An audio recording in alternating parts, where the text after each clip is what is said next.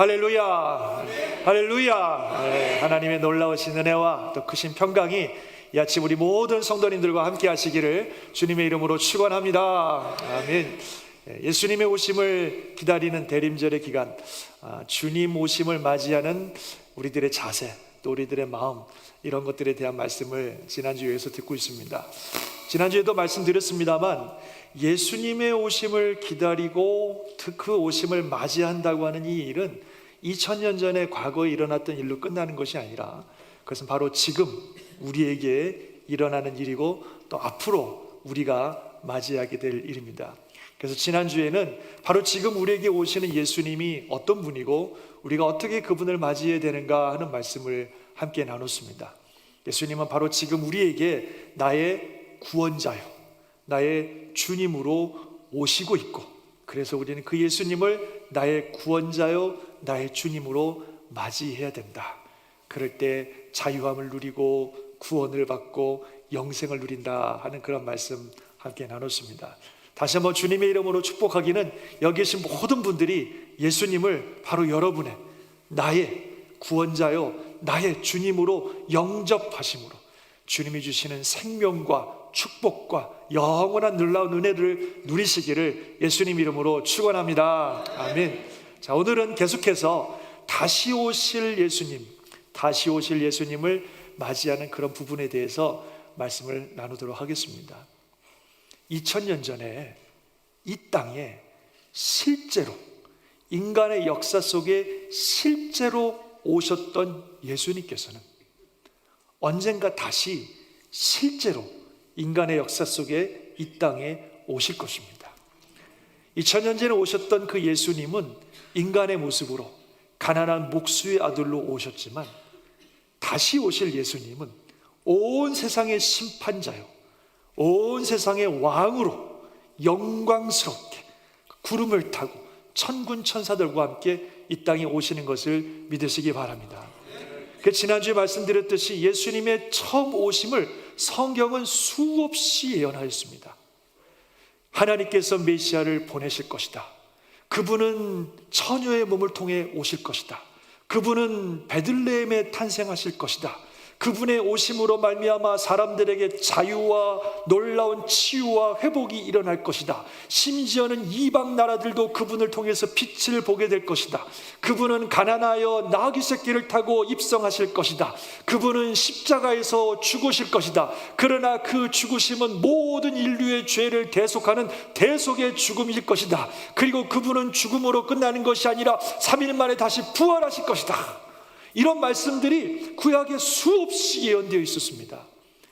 그리고 실제로 예수님께서 그 말씀하신 대로 이 땅에 오셨고, 말씀하신 대로 이 땅에서 사셨고, 말씀하신 대로 죽으셨고, 말씀하신 대로 부활하신 줄 믿습니다. 그리고 지금은 승천하셔서 하나님 보좌 우편에 앉아 계십니다.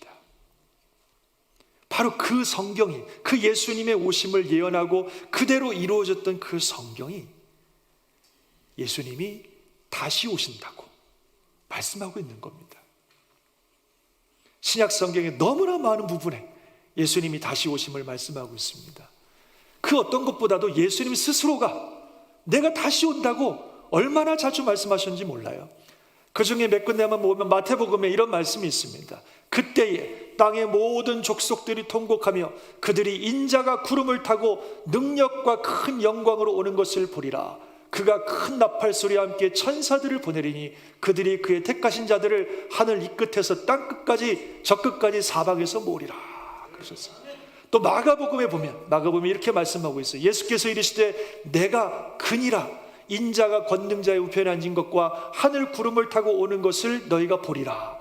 이건 지금 언제 하신 말씀이냐면 예수님이 재판받으실 때 하신 말씀이에요. 저 말씀 때문에 예수님은 십자가형이 결정됐어요. 목숨 걸고 하신 말씀이에요. 인자가 구름을 타고 오는 것을 볼 것이다. 누가복음에 또 보면 뭐라고 말씀하고 있냐면 이날은 온 지구상에 거하는 모든 사람에게 임하리라. 온 지구상에 있는 모든 사람에게 임할 날이라고 말씀하고 있어요. 이러므로 너희는 장차 올 이 모든 일을 능히 피하고 인자 앞에 서도록 항상 기도하며 깨어있으라. 또 요한복음 같이 한번 읽어볼까요? 이거는 시작.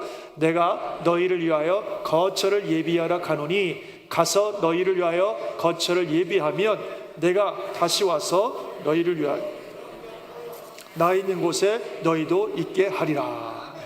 주님 가시면서 내가 가지만 거처를 예비하러 가는 것이고 반드시 다시 와서 너희를 나 있는 곳에 영접할 거라고 주님 약속하셨어요. 얼마나 많이 주님은 다시 오신다고 말씀하고 있는지 몰라요. 데살로니가서에도 보면 이것을 정리하고 있죠. 주께서 호령과 천사장의 소리와 하나님의 나팔 소리로 친히 하늘로부터 강림하시리니 그리스도 안에서 죽은 자들이 먼저 일어나고 그 후에 우리 살아남은 자들도 그들과 함께 구름 속으로 끌어올려 공중에서 주를 영접하게 하시리니 그리하여 우리가 항상 주와 함께 있으리라. 분명하게 말씀하셨단 말이죠. 예수님이 이 땅의 왕이 되셔서 세상의 악을 제거하시고 하나님의 온전한 나라를 이루시는 이 놀라운 사건들은 심지어는 구약에도 예언이 되어 있어요. 구약에도. 가장 대표적인 것이 다니엘서 말씀인데 다니엘서를 제가 한번 다시 읽어보면 내가 또 밤 환상 중에 보니 인자 같은 이가 누구겠어요? 예수님이죠. 하늘 구름을 타고 와서 옛적부터 항상 계시니 누구겠어요? 하나님이죠. 하나님에게 나아가 그 앞으로 인도되매 하나님께서 그에게 권세와 영광과 나라를 주고 모든 백성과 나라들과 다른 언어를 말하는 모든 자들이 그분을 섬기게 하였으니 그의 권세는 소멸되지 아니하는 영원한 권세요 그의 나라는 멸망하지 아니할 것이니라. 구약에서도 이렇게 말씀을 하고 있어요. 예수님의 그 오심과 그분이 온 세상의 왕이 되실 것을 말씀하고 있다는 것입니다. 요한계시록 말할 것도 없고요. 처음부터 끝까지 다 주님의 오심에 대한 이야기입니다. 이렇게 성경은 예수님이 다시 오신다고 분명히 말씀하고 계십니다. 예수님이 처음 오신다고 하셨던 그 말씀들이 예수님의 생애를 통해서 문자 그대로 이루어졌다면 다시 오시겠다고 하는 이 말씀도 그대로 이루어질 걸 믿습니다.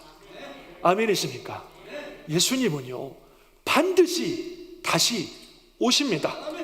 반드시 인간의 역사 속으로 다시 오십니다. 우리가 믿든지 믿지 않든지 예수님은 반드시 다시 오실 것이고 우리 모든 사람들은 얼굴과 얼굴을 맞대고 예수님을 만나게 될 거예요. 앞에도 말씀드린 것처럼 나온 것처럼 온 지구상에 거하는 모든 민족들에게 임할 것이라고 말씀하고 있어요. 모든 사람들은 반드시 다시 오시는 예수님을 직접 만나게 됩니다. 예수님은 반드시 다시 오십니다. 그래서 우리는 이 다시 오시는 예수님을 맞이할 준비를 해야 됩니다. 대림절의 기간이 이 땅에 오신 예수님을 기다리고 그 의미를 생각하는 중요한 기간인데 우리에게 있어서는 우리도 만날 바로 그 사건, 반드시 언젠가 만나게 될 예수님, 그분이 다시 오실 때까지 우리가 살아있다면 그분을 직접 보겠지만 그렇지 않다면 우리 인생의 죽음과 함께 우리는 예수님 앞에 서게 될 것인데 그날을 기다리고 그날을 준비하는 그런 삶을 살아가야 한다는 것입니다. 그럼 어떻게 사는 것이 다시 오실 예수님을 만나게 될 예수님을 기다리고 준비하는 삶이겠습니까? 그것을 한마디로 말하면 사명 감당입니다. 다 같이 한번 해보실까요? 시작. 사명 감당. 사명 감당. 하나님께서 예수님께서 내게 주신 사명을 감당하며 사는 것이 다시 오실 주님을 만난 준비의 과정이에요. 사명 감당. 또 다른 말로 하면은 하나님의 영광을 위해서 사는 거예요.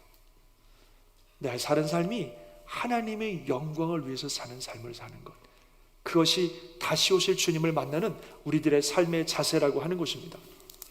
사실요, 우리가 그 사명을 잘 감당함으로 주님을 만날 준비를 해야 된다고 하는 이 이야기를 예수님이 누차 하셨어요.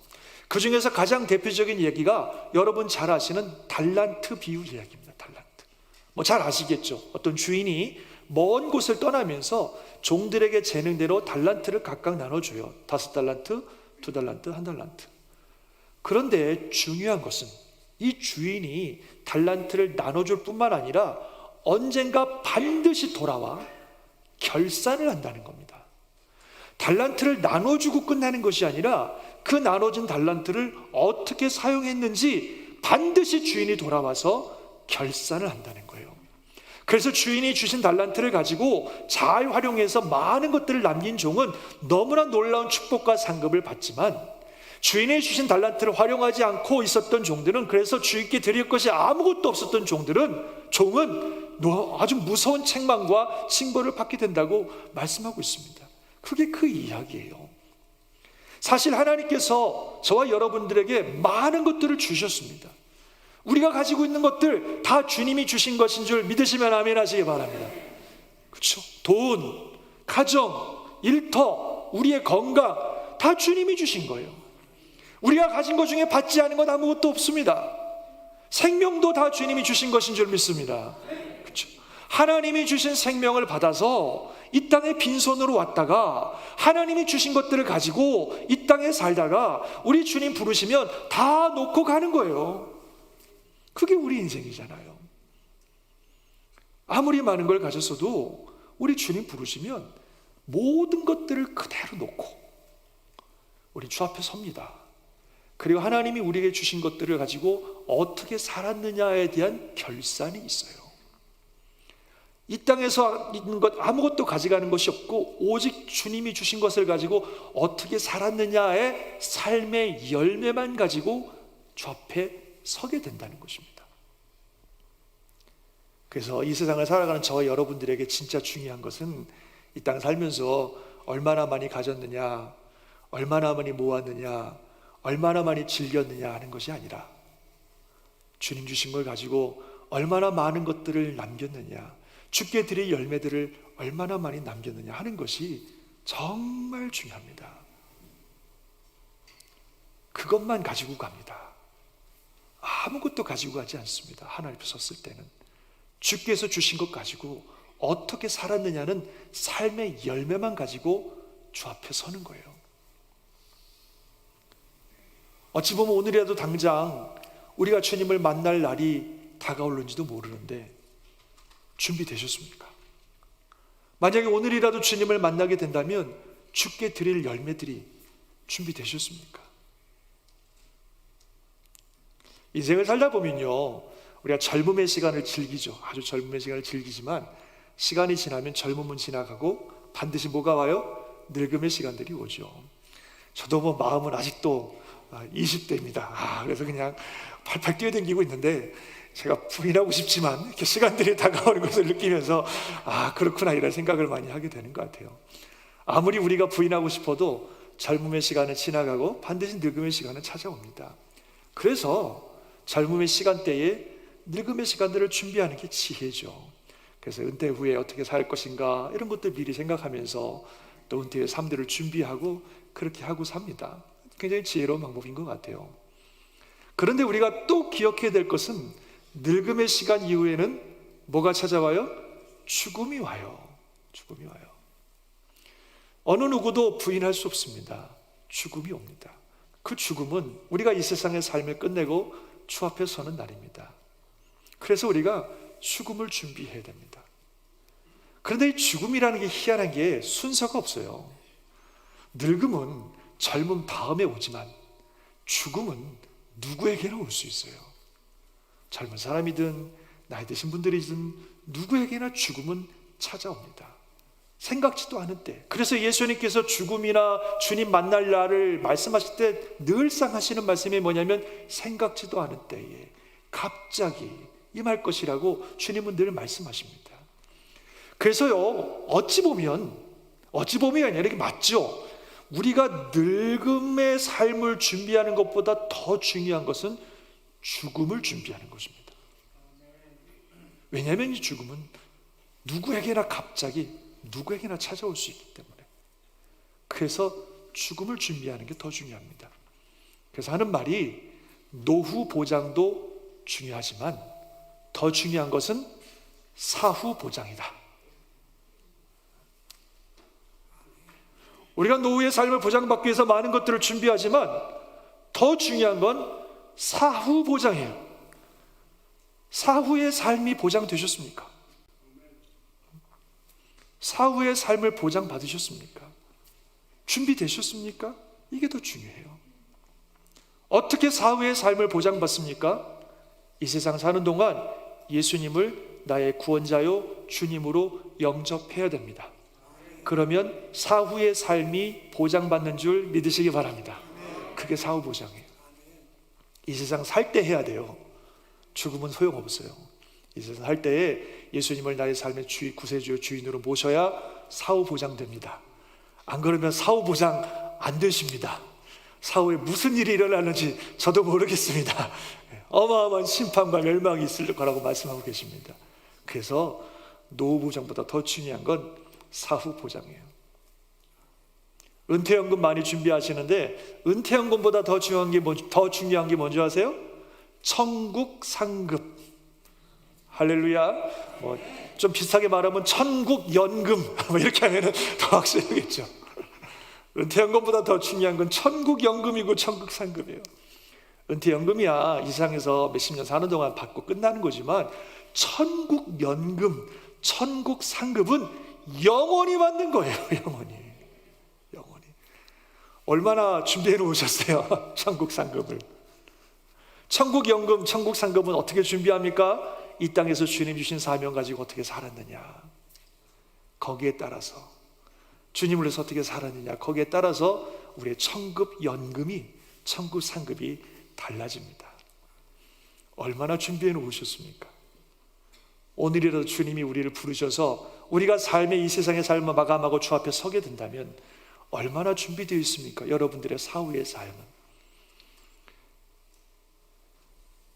우리가 늙는다는 것보다 더 확실한 것은 죽는다는 것이고, 제가 여러분 예언할까요? 반드시 여러분에게 오게 될 미래에 대해서 여러분 다 죽을 거예요. 언젠가는 한 분도 예외 없이 다 죽습니다. 죽음이 다 찾아온단 말이에요. 절대로. 그 어떤 것보다도 우리 인생의 확실한 것은 죽음이 올 것이고 죽음 후에 주님을 만난다는 사실이에요. 이 세상에 일어나는 그 어떤 것보다도 가장 확실한 것은 이 일입니다. 누구도 예외 없이. 그 일을 준비하지 않는 것은 너무나 어리석은 거예요. 영원한 우리의 운명이 달려 있습니다. 그래서 이 땅을 사는 동안 반드시 다시 오실 예수님, 반드시 다시 만나게 될 주님을 기다리면서 그 만남을 준비한다는 것은 너무너무너무 중요한 거예요. 그래서 우리 주님의 다시 만날 주님을 기다리면서 살아가는, 준비하며 살아가는 우리 모두가 되시기를 주의 이름으로 축원합니다. 사명 감당이라고 하는 것들을 가지고 조금 더 구체적으로 몇 가지만 더 말씀드리겠습니다. 달란트 비유도 그렇고 우리에게 주신 것들을 가지고 주님을 위해서 열심히 살아가야 되는데, 그 중에 우리 모두가 다 가지고 있고 모두가 다 주님을 위해서 사용해야 될 너무나 중요한 게 있어요. 그게 뭐냐면 시간입니다. 시간. 우리는 주님께 시간을 드려야 돼요. 우리 모두는 다 시간을 받았어요. 한 사람도 예외 없이 24시간 365일의 시간을 받았는데 그 시간을 주님께 드려야 됩니다. 그게 주님께 드리는 우리의 선물이고 열매가 되는 것입니다.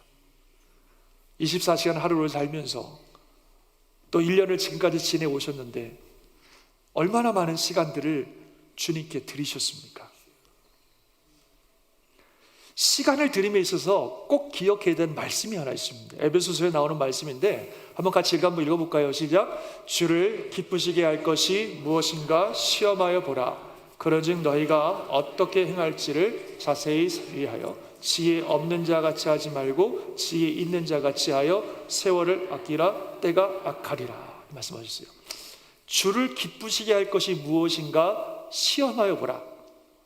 영어로 보면 finding out what is acceptable to the Lord. 주님이 기뻐하실 만한 게 뭔가를 한번 생각해보고 찾아보라는 거죠. 그러면서 뭐라고 말씀하시냐면 너희가 어떻게 행할지를 자세히 생각해서, 어떻게 살아야 되는지를 자세히 생각해서 지혜 없는 자 같이 하지 말고 지혜 있는 자처럼 살아라.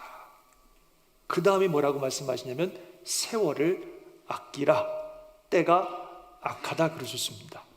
이 세월을 아끼다라는 말, 여기 밑에 나온 영어가 킹 제임스 버전, 원어에 가장 가깝다고 하는 버전인데, 그 세월을 아끼라라는 말이 영어로 뭐냐면 redeeming the time 이렇게 되어 있습니다. redeem the time. 아주 특별한 단어를 쓰고 있어요. redeem이라는 단어인데, 이 redeem이라는 단어는 문자 그대로 성경에서 뭐라고 번역되는 단어냐면 속량, 또는 구속 이렇게 번역되는 단어, 예를 들어서 예수 그리스도께서 우리를 율법의 저주에서 속량하셨느니라 할 때 쓰는 단어가 이 리딤이라는 단어인데, 시간을 속량하라 이렇게 표현하고 있다는 거죠. 그래서 이 속량이라는 단어에는 어떤 의미가 있냐면 대가를 지불해서 사오는 것을 말합니다. 예를 들어서 우리가 죄와 사망의 권세에 묶여 있는데, 그런 우리들을 하나님께서 구원해 주기 위해서 무슨 대가를 치르셨어요? 예수 그리스도의 피의 대가를 치르시고 우리를 구원해 주셨죠. 이게 속량이에요. 그래서 속량이라는 말에는 대가를 지불해서 사온다는 그런 의미가 들어 있습니다. 근데 시간을 속량하라, 시간을 redeem하라, 대가를 지불하고 시간을 사오라, 이런 표현이에요. 문자 그대로 보면. 전 굉장히 이 말씀에 의미가 있고 은혜가 되는 말씀이라고 봅니다. 우리가 하나님께 시간을 드린다고 할 때에 다 할 거 하고 남는 시간 드리려고 하면 드릴 시간이 없습니다. 너무나 바쁘게 지나가는 이 시대 속에 2021년도 얼마나 빨리 지나가세요?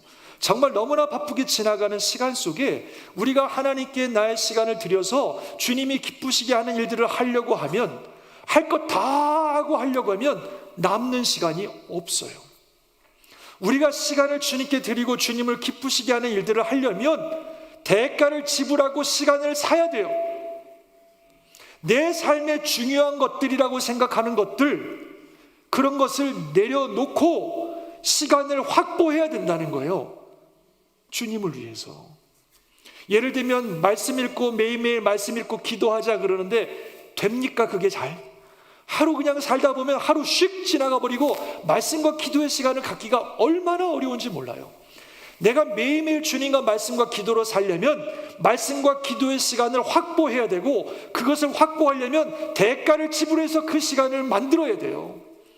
전에 홍성철 목사님 No Bible, No Breakfast, No Bible, No Bed 그러듯이 내가 밥을 안 먹는 한이 있어도 잠을 안 자는 한이 있어도 성경을 읽겠다, 이런 각오를 하고, 내가 인생에 중요한 거, 하루 살아가는 중요한 거 많지만 내가 이거는 내려놓는 한이 있어도, 내가 인터넷 보는 시간 빼는 한이 있어도, 내가 다른 거 하는 시간 빼는 한이 있어도, 내 자신의 즐거움을 위해 사는 시간 빼는 한이 있어도, 잠자리를 줄이는 한이 있어도 주님과 함께하는 시간은 무조건 확보해야 되겠다라고 하는 그런 각오로 살아야 주님께 시간을 드릴 수 있습니다. 왜냐하면 때가 악하기 때문에, 이 시대가 너무 악하기 때문에 우리가 그냥 가만히 남는 시간 어떻게 하려고 하면 아무것도 드릴 게 없어요. 예배 드리는 것도 그렇고, 주님을 위해서 봉사하는 것도 그렇고, 주신 사명 감당하는 것도 그렇고, 내가 주님을 위해서 뭔가 주를 기쁘시게 하는 일들을 하고 싶으면 내가 대가를 지불하고 시간을 사야 됩니다. 그 시간을 확보해야 됩니다. 그래서 하나님께 드릴 수 있어요. 그게 주님의 오심을 준비하는 성도들의 자세입니다. 자주 말씀드린 내용인데요, 예수님께서 인자가 다시 오면 세상에 어떤 모습이 될 거라고 말씀하신 내용이 마태복음에 나오는데, 마태복음 말씀이 이렇게 말씀하고 있어요. 노아의 때와 같이 인자의 임함도 그러하리라. 홍수 전에 노아가 방주에 들어가던 날까지 사람들이 먹고 마시고 장가들고 시집가고 있으면서 홍수가 나서 그들을 다 멸하기까지 깨닫지 못하였으니 인자의 임함도 이와 같으리라. 예수님께서 주님 다시 오실 때 세상의 모습을 노아의 때와 비교하셨습니다. 근데 우리가요, 노아의 때 그러면 생각나는 게 뭐냐면, 그때는 사람들이 부패하고 폭력적이고 막 이랬단 말이에요. 그래서 하나님께서 세상을 창조한 것을, 아주 사람을 창조한 것을 후회하실 정도로, 그래서 하나님께서 심판하셨는데, 그러면 예수님이 내가 다시 오시는 그때에도 노아의 때와 같다 말씀하시면, 그 노아의 때처럼 부패하고 타락하고 폭력적이고 뭐 이런 것을 얘기하실 줄 알았어요. 내가 올 때도 노아 시대와 같을 거야, 사람들이 부패하고 타락하고 폭력적이야, 이렇게 말씀하시면 아, 그렇지, 당연히 그렇겠지, 그래도 나는 폭력적으로 부패하고 살지 않으니까 그래도 나는 괜찮겠지, 뭐 이렇게 생각할 것 같은데, 노아의 때와 같다고 말씀하시면서 주님이 하시는 말씀이, 사람들이 홍수 전에 노아가 방주에 들어가는 그날까지 먹고 마시고 장가들고 시집가고 있으면서 홍수가 나서 그들을 멸하기까지 깨닫지 못했으니 인자가 다시 올 때도 이와 같을 것이다. 이렇게 말씀하셨다는 거죠. 먹고 마시고 장가들고 시집가고 죄예요, 아니에요? 먹는 게 죄입니까? 먹는 게 죄면 큰일 나죠. 이건 일상생활이에요. 먹고 마시고 장가가고 시집가고 우리가 그냥 살아가는 삶입니다. 근데 뭐가 문제예요? 사람들이 소위 말해서 먹고 사는 일에 푹 빠져가지고 일상에 푹 빠져가지고 주님 오신 거에 대한 생각도 안 하고 사는 거예요. 주님 만날 생각도 안 하고 산다는 거예요. 그러다가 갑자기 주님 오시면 아이고 이제 주님 오셨네 이렇게 된다는 거죠. 먹고 마시며 생활하는 먹고 사는 일상생활에 푹 빠져가지고 주님 다시 오심에 대한 생각은 하지 않고 살다가 준비하지 않고 살다가 그날까지 주님 만나는 그날까지도 준비하지 않고 살다가 갑자기 주님을 만나게 되는 이런 일들이 마지막 때에 주님이 오실 때에 일어날 것이라고 예수님이 말씀하고 계시는 겁니다. 오늘이라도 우리 주님을 만나시면 우리 주님께 드렸던 시간이 얼마나 되십니까? 먹고 사는 일상에 푹 빠져가지고 바쁘고 복잡한 일상에 푹 빠져가지고 주님께는 아무것도 드리지 못하고 그렇게 또 한 해를 또 하루를 지나가고 있지는 않습니까? 다시 오실 주님을 맞이하는 우리들의 마음의 삶, 우리들이 허락하신 이 시간과 삶을 구별해서 주님께 드려야 합니다. 그것이 주님께 드릴 열매로 주님이 받으실 것입니다. 우리의 삶과 시간을 구별해 드리는 은혜가 있기를 주의 이름으로 축원합니다. 그 또 하나가 있어요. 또 하나 말씀드리고 싶은데 그건 뭐냐면 한번 따라서 해봅시다. 주님의 영광을 위하여 사는 것. 그렇죠? 주님의 재림을 준비한다고 여러분 뭐 24시간 교회 와서 살 수는 없잖아요. 그렇죠? 그렇다고 뭐 24시간 기도만 하고 살 수는 없고 우리가 살아가는 삶을 사는데 무엇을 하든지 하나님의 영광을 삶의 목적으로 하며 사는 것입니다. 돈을 버는 것도 하나님의 영광을 위해서, 자녀들을 키우는 것도 하나님의 영광을 위해서, 운동을 하는 것도 하나님의 영광을 위해서, 공부를 하는 것도 하나님의 영광을 위해서, 먹든지 마시든지 무엇을 하든지 다 하나님의 영광을 위해서 살아간다면 그 삶 자체가 주님의 오심을 준비하는 아름다운 삶이 되는 것입니다. 비즈니스 하시는 분들 비즈니스 잘 하셔서 열심히 비즈니스 하셔서 돈 많이 버셔야 돼요. 돈 많이 버세요. 그런데 비즈니스 하실 때 목적이 나는 이 비즈니스는 주님의 영광을 위해서 하는 것이다. 그렇게 목적을 가지고 비즈니스 하시고 그리고 주님께서 주신 귀한 그 프로덕트를 하나님의 나라 복음을 위해서 멋지게 쓰시란 말이에요. 그러면 열심히 일하면서 살아가는 그 삶이 다 주님 영광에 살아갔던 삶이고 그것이 주님이 받으시는 아름다운 예물이 열매가 되는 것입니다. 공부하시는 분들 공부할 때 주님 영광에서 공부하고 자녀들을 양육할 때 주님 영광에서 자녀들을 양육하고 모든 것들을 주님 영광에서 하면 우리가 무엇을 하든지 그 모든 시간들이 다 주님께 올려드리는 귀한 열매가 되는 것이고 바로 주님이 받으시는 놀라운 축복의 삶이 되는 것입니다. 그래서 이 마태복음의 말씀이 24장 나왔는데 39절 이하에 그 다음에 이런 말씀을 계속해서 주님이 하고 계십니다. 그때 주님 오실 때 두 사람이 밭에서 있었는데 한 사람은 데려가고 한 사람은 버려둠을 당할 것이요 두 여자가 맷돌질을 하고 있음에 한 사람은 데려가고 한 사람은 버려둠을 당할 것이니라. 그러므로 깨어 있으라. 어느 날에 너희 주가 임할런지 너희가 알지 못함이니라. 밖에서 밭을 일구는 것은 우리로 말하면 남자분들 비즈니스 하시는 거고 맷돌질하는 것은 여자분들 집안 살림하는 거예요. 두 사람이 똑같이 비즈니스 하고 있었고 두 여자가 똑같이 집안 살림하고 있었는데 한 사람은 데려감을 당하고 한 사람은 버려둠을 당했어요. 차이가 뭡니까? 한 사람은 뭐 기도원에서 기도하다가 올라가고 한 사람은 또 일하다가 버림받고 이러면 이해가 되는데 똑같이 비즈니스 하고 있었는데 한 사람은 데려감을 당하고 한 사람은 버림을 당했고 똑같이 집안에서 설거지하고 있었는데 한 사람은 데려감을 당하고 한 사람은 버려둠을 당했어요. 뭐가 차이예요? 깨어 있으라. 깨어 있으라. 비즈니스를 하는 사람이나 집에서 살림을 하는 분이나 깨어서 하나님을 바라보며 그의 삶의 목적을 하나님께 두고 살았던 사람은 언제 주님이 오신다 할지라도 주님께 영광스러운 들림을 받지만, 그의 영이 깨어있지 아니하고 주님을 향해 있지 않은 사람은 버려둠을 당한다는 말씀입니다. 그래서 우리가 먹든지 마시든지 무엇을 하든지, 어떤 비즈니스를 하든 집안 살림을 하든 뭘 하든지 내 영이 깨어 있어야 된다는 거예요. 내 마음이 주님을 향해 있어야 된다는 거예요. 이 모든 것들이 주님의 영광을 위해서 하는 것이라는 사실을 알고 있어야 된다는 거예요. 그 목적을 가지고 살아가야 된다는 것입니다. 우리 인생의 방향이 어디로 가고 있는지, 무엇을 향하고 있는지, 뭘 목적을 향해 가고 있는지, 그게 중요하다는 거예요. 하나님의 영광, 하나님의 뜻, 내가 무엇을 하든지 거기에 초점을 맞추고 살아가는 삶을 산다면 바로 그 삶이 언제 오실지 모르시는, 언제 만날 줄 모르는 우리 주님을 만날 준비를 하는 삶이다, 우리 주님이 말씀하고 계십니다. 바라긴 저와 여러분들이 이 목적 갖고 살아가시기를 주의 이름으로 축원합니다. 그래서 정말로 반드시 만나게 될 주님, 한 분도 예외 없이 반드시 만나게 될 주님과의 만남이 영광과 칭찬과 상급의 만남이 되시기를 예수님 이름으로 축원합니다. 2021년도가 다 가고 있습니다. 그리고 2022년도가 오고 있습니다. 한 해가 지나가고 새해가 시작되면 제가 늘 드리는 말씀이 있어요. 뭐예요? 주님 만날 날이 한 해 더 가까워 왔습니다. 주님 만날 날이 한 해 더 가까웠습니다. 그날이 언제인지는 아무도 모르지만 분명한 사실은 한 해 더 가까워졌습니다. 정신을 차려야 될 때예요.